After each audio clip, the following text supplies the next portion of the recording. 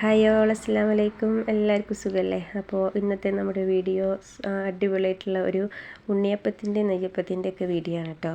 നല്ല സോഫ്റ്റ് ആയിട്ടുള്ള ഉണ്ണിയപ്പം നെയ്യപ്പത്തിൻ്റെ ഒക്കെ റെസിപ്പി ആയിട്ടാണ് കേട്ടോ ഞാനിന്ന് വന്നിട്ടുള്ളത്. അപ്പോൾ എൻ്റെ വീഡിയോ ആദ്യമായിട്ട് കാണുന്ന കൂട്ടുകാരുണ്ടെങ്കിൽ ഒന്ന് സബ്സ്ക്രൈബ് ചെയ്ത് സപ്പോർട്ട് ചെയ്യണേ.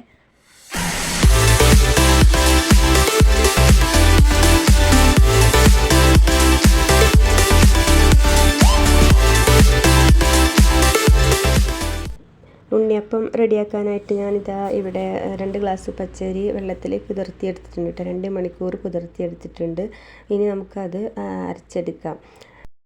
അപ്പോൾ ഞാനിതാ ഇവിടെ നമ്മുടെ മധുരത്തിന് ആവശ്യമായിട്ടുള്ള ശർക്കരപ്പാവ് റെഡിയാക്കി വെച്ചിട്ടുണ്ട് കേട്ടോ. അത് ചൂടാറിയതിന് ശേഷം അതിലാണ് ഈ അരി അരച്ചെടുക്കുന്നത്.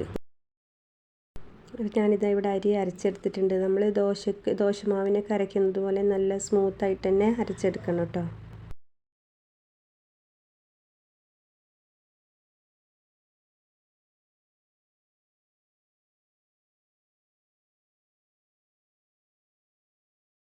ഞാനിതാ നമ്മുടെ ഉണ്ണിയപ്പത്തിനുള്ള അരി നല്ലതുപോലെ അരച്ചെടുത്തിട്ടുണ്ട് കേട്ടോ. ഇനി നമുക്ക് ഇതിലേക്ക് കുറച്ച് മൈദപ്പൊടി കൂടി ചേർത്ത് കൊടുക്കണം. അപ്പോൾ ഞാനിതാ ഇവിടെ ബാക്കിയുള്ള ശർക്കരപ്പാവിൽ 1 ഗ്ലാസ് മൈദപ്പൊടി ഇട്ട് കൊടുക്കുന്നുണ്ട് കേട്ടോ. ഇത് നല്ലതുപോലെ മിക്സ് ചെയ്തതിന് ശേഷം നമുക്ക് അരിമാവിലേക്ക് ഒഴിച്ചു കൊടുക്കാം.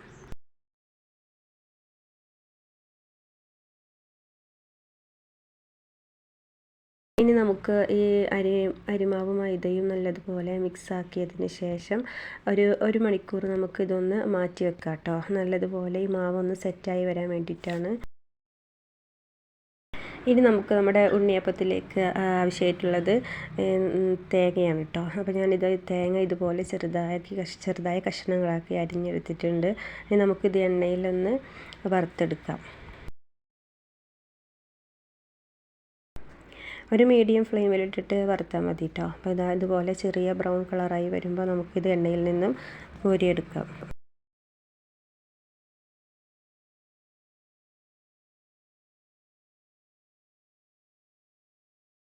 അപ്പോൾ ഇതാ നമ്മുടെ മാവ് നല്ലതുപോലെ സെറ്റായി വന്നിട്ടുണ്ട് കേട്ടോ.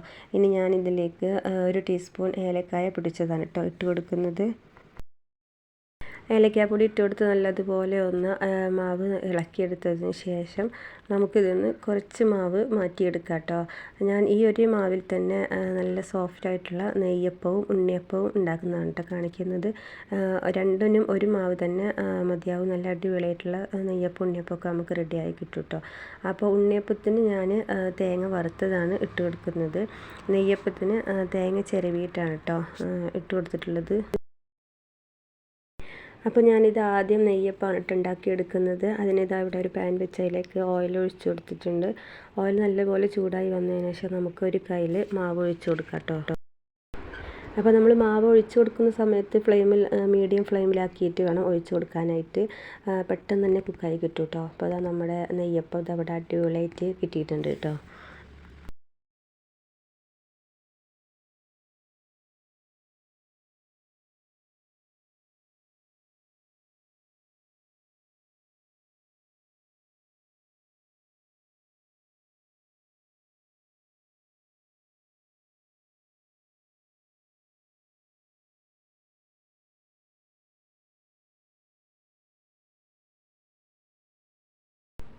അങ്ങനെ ഇതാ നമ്മുടെ സൂപ്പർ ടേസ്റ്റ് ആയിട്ടുള്ള നല്ല സോഫ്റ്റ് ആയിട്ടുള്ള നെയ്യപ്പം ഇതാ അവിടെ റെഡി ആയിട്ടുണ്ട് കേട്ടോ.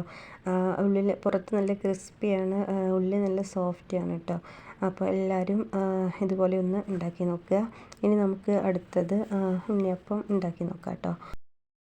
ഉണ്ണിയപ്പം ഉണ്ടാക്കുമ്പോഴും നമ്മൾ ഇതുപോലെ നല്ല എണ്ണ നല്ലതുപോലെ ചൂടായി വന്നതിന് ശേഷമാണ് കേട്ടോ ഒഴിച്ച് കൊടുക്കേണ്ടത്. അപ്പോൾ ഇതാ നമ്മുടെ ഉണ്ണിയപ്പവും ഇത് അടിപൊളിയായിട്ട് വരുന്നുണ്ട്. നല്ലതുപോലെ പൊങ്ങി വരുന്നുണ്ട് കേട്ടോ. മാവ് ഒഴിച്ച് കൊടുത്തതിന് ശേഷം നമ്മൾ മീഡിയം ഫ്ലെയിമിലിട്ടിട്ട് ഇതുപോലെ ചെറിയൊരു ബ്രൗൺ കളറായി വരുമ്പോൾ തിരിച്ചിട്ട് കൊടുത്ത് കുക്കാക്കി എടുക്കാം കേട്ടോ. അങ്ങനെ 2 സൈഡും ഇതുപോലെ ബ്രൗൺ കളറായി വരുമ്പോൾ നമുക്ക് എണ്ണയിൽ നിന്ന് കോരിയെടുക്കാം.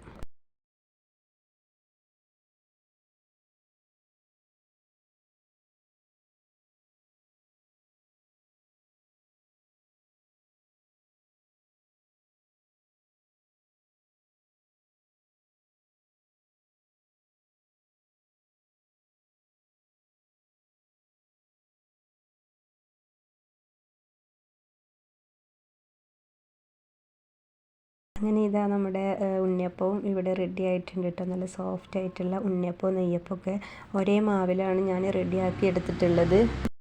പച്ചരിയും മൈദപ്പൊടിയും കൂടിയിട്ടാണ് കേട്ടോ നമ്മൾ ഈ ഉണ്ണിയപ്പം നെയ്യപ്പമൊക്കെ ഉണ്ടാക്കിയെടുത്തിട്ടുള്ളത്. ഇതിൽ അപ്പസോഡയൊന്നും ചേർത്ത് കൊടുത്തിട്ടില്ല. അതുപോലെ റവ ഒന്നും ചേർത്ത് കൊടുക്കാണ്ട് നല്ല ക്രിസ്പി ആയിട്ട് സോഫ്റ്റ് ആയിട്ടൊക്കെ കിട്ടിയിട്ടുണ്ട് കേട്ടോ. അപ്പോൾ എൻ്റെ ഇന്നത്തെ വീഡിയോ ഇഷ്ടപ്പെട്ടിട്ടുണ്ടെങ്കിൽ എല്ലാവരും ലൈക്ക് ചെയ്യാനും കമൻറ്റ് ചെയ്യാനൊന്നും മറക്കരുത്. അതുപോലെ സബ്സ്ക്രൈബ് ചെയ്യാതെ കാണുന്ന ആരെങ്കിലും ഉണ്ടെങ്കിൽ സബ്സ്ക്രൈബ് ചെയ്ത് സപ്പോർട്ട് ചെയ്യുക. അപ്പോൾ അടുത്തൊരു വീഡിയോ ആയിട്ട് നമുക്ക് വീണ്ടും കാണാം.